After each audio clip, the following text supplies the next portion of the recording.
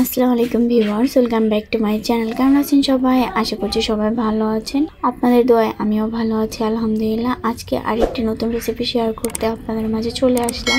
তো জলপাইয়ের সিজন, জলপাইয়ের আচার বানাবো না, জলপাইয়ের আচার খাবো না, সেটা কি হতে পারে? এক্স্যাক্টলি সেটা হতেই পারে না। তো আমি আজকে আপনাদেরকে জলপাইয়ের টক ঝাল মিষ্টি আচার বানিয়ে দেখাবো। আমি খুবই অল্প কিছু উপকরণ দিয়ে এই আচারটা বানিয়েছি। বানানো খুবই ইজি। আর টেস্টের কথা যদি বলি তাহলে তো 10-এ 10। এটা চুলা থেকে নামানোর সাথে সাথে শেষ হয়ে যাবে। তো চলেন রেসিপিটা দেখে নিই। তো দেখেন, এখানে আমি প্রথমে 1 কেজি পরিমাণ জলপাই নিয়েছি। জলপাইগুলো ভালোভাবে ধুয়ে নিয়েছি। এখন আমি এই জলপাইগুলো সিদ্ধ করে নেব। তো দেখেন, চুলায় আমি প্রথমে একটা প্যান বসিয়ে নিয়েছি। এবার এখানে আমি জলপাইগুলো ঢেলে দিয়ে দিব।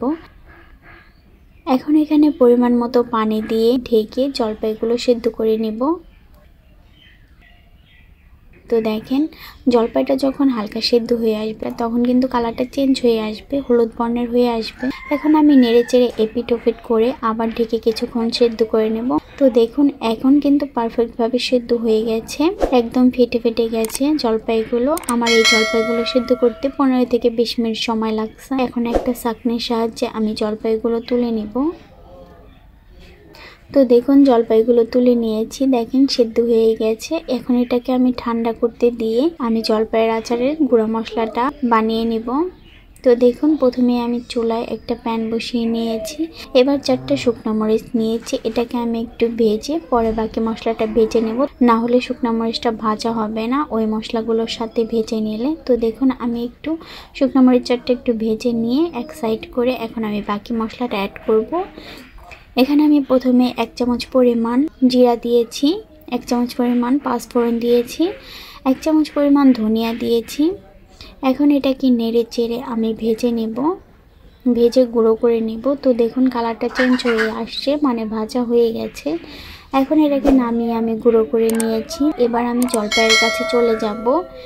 তো দেখুন, জলপাইগুলো এখন কিন্তু হালকা গরম আছে, মানে পুরোপুরি ঠান্ডা হয় না। এই অবস্থায় আমি জলপাইগুলো গালিয়ে নেব। এটা হালকা গরম অবস্থায় গালিয়ে নিতে হবে, না হলে কিন্তু পরে গালাতে একটু কষ্টই হবে, শক্ত হয়ে যেতে পারে। তো দেখুন, গালিয়ে নেওয়া হয়ে গেছে। আমি একটু আস্তই রেখেছি জলপাইটা, এটা দেখতে খেতে ভালো লাগে, তাই আপনারা চাইলে একবারে গালিয়ে ফেলতে পারেন।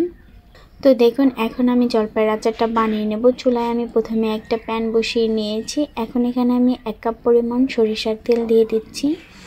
এরপর এখানে আমি আস্ত 2টা শুকনো মরিচ দিয়ে দিচ্ছি, কিছু রসুনের কোয়া দিয়ে দিচ্ছি। এখন আমি এই 2টা উপকরণকে একটু ভেজে নেব। তো দেখুন, যখন রসুনের কালারটা একটু বাদামি বর্ণের চলে আসবে তখন বুঝবেন যে ভাজা হয়ে গেছে। এখন আমি এখানে জলপাইগুলো অ্যাড করে দিব। তো দেখুন, এই পর্যায়ে কিন্তু চালটা মিডিয়াম টু লোতে রাখতে হবে।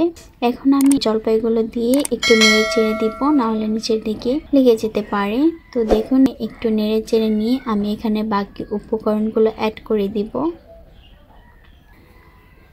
তো দেখুন, এখানে আমি 1 কাপ পরিমাণ চিনি দিয়েছি। মূলত 1 কাপের থেকে একটু বেশি দিয়েছি চিনি। মিষ্টিটা আপনারা বাড়িয়ে কমিয়ে দিতে পারেন। এরপর এখানে আমি 1/2 চামচ পরিমাণ লবণ দিয়ে দিচ্ছি, 1/2 চামচ পরিমাণ বিট লবণ দিয়ে দিচ্ছি। বিট লবণটা দিলে কিন্তু আচারের টেস্টটা আরও দ্বিগুণ বেড়ে যায়। এরপর এখানে আমি 1/2 চামচ পরিমাণ শুকনো মরিচের গুঁড়া দিয়ে দিচ্ছি, আপনারা চাইলে ঝাল কমিয়ে বাড়িয়ে দিতে পারেন। এরপর এখানে আমি 1 চামচ পরিমাণ হলুদের গুঁড়া দিয়ে দিচ্ছি। দিয়ে এখন আমি নেড়ে চেড়ে কিছুক্ষণ ভেজে নেব। এখানে আর এক্সট্রা করে পানি অ্যাড করার কোনো দরকার নাই, এই চিনি থেকে অনেকটা পানি বের হয়ে যাবে, সেই পানিতেই আচার বানানো হয়ে যাবে। এখন দেখেন, আমি আরেকটু ঢেকে জাল করে নিব, আরও বেশি পানি বের হয়ে আসবে এখান থেকে। তো দেখুন কতটা পানি বের হয়ে আসছে। এখন এই পানিটা নেড়ে চেড়ে আমি একটু শুকিয়ে নেব। শুকিয়ে নেওয়ার পর এখানে আমি গুঁড়া মশলাটা অ্যাড করে দেব। এখন শুধু নেড়ে চেড়ে নিজেদের ইচ্ছা মতো কালার করে নিয়ে নামিয়ে নেওয়ার পালা, তাই আচার রেডি হয়ে যাবে। তো দেখুন, এখন আমি শুধু নেড়ে চেড়ে নিচ্ছি অনবরত। এই পর্যায়ে কিন্তু চুলার আঁচটা মিডিয়াম টু লোতে রাখতে হবে। চুলার আঁচটা বলেও বাড়াতে যাবেন না, না হলে কিন্তু আচারের কালারটা সুন্দরভাবে হবে না।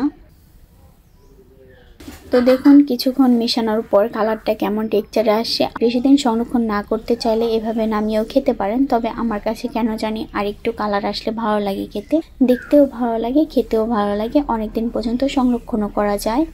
তো দেখুন, এখন আমি নেড়ে চেড়ে আমার ইচ্ছা মতো আরেকটু কালার করে নেব, মানে পাকা নিয়ে নেব। এইভাবে করে পাকা নিয়ে নিলে কিন্তু আচারটা কোনো রকম ভিনেগার ছাড়াই 6 মাস থেকে 1 বছর সংরক্ষণ করে রাখা যায়। তো দেখেন কালারটা কত সুন্দর হয়ে আসতেছে, তেলটাও ছেড়ে দিয়েছে, একদম পাক চলে আসছে। এটা দেখতেও কত সুন্দর লাগতেছে, তাই না? আপনাদেরকে আমি দেখিয়ে দিচ্ছি তেলটা কেমন ছেড়ে দিচ্ছে। তো দেখুন আচারটা হয়ে গেছে, এখন আমি আচারটা নামিয়ে নিব। তো দেখেন নামিয়ে নিয়েছি, মাশাআল্লাহ কত লোভনীয় লাগতেছে, তাই না? এটা দেখতে যেমন লোভনীয় লাগতেছে, খেতেও কিন্তু তেমন লোভনীয় হয়েছে। আপনারা এভাবে বাসায় বানিয়ে দেখতে পারেন, আশা করছি ভালো লাগবে। আমার ভিডিওটা ভালো লাগলে কমেন্ট করে যাবেন, এবং কে কোন জায়গা থেকে দেখতেছেন আমার কমেন্ট বক্সে জানাবেন। আর আমার ভিডিওটা ভালো লাগলে লাইক দিয়ে ফ্যামিলি অ্যান্ড ফ্রেন্ডদের সাথে শেয়ার করে রাখবেন। আর এতক্ষণ যারা আমার ফুল রেসিপিটা দেখছেন তাদেরকে অসংখ্য ধন্যবাদ। দেখা হচ্ছে নতুন কোনো ভিডিও নিয়ে। ততক্ষণ সবাই ভালো থাকুন, সুস্থ থাকুন। আল্লাহ হাফিজ।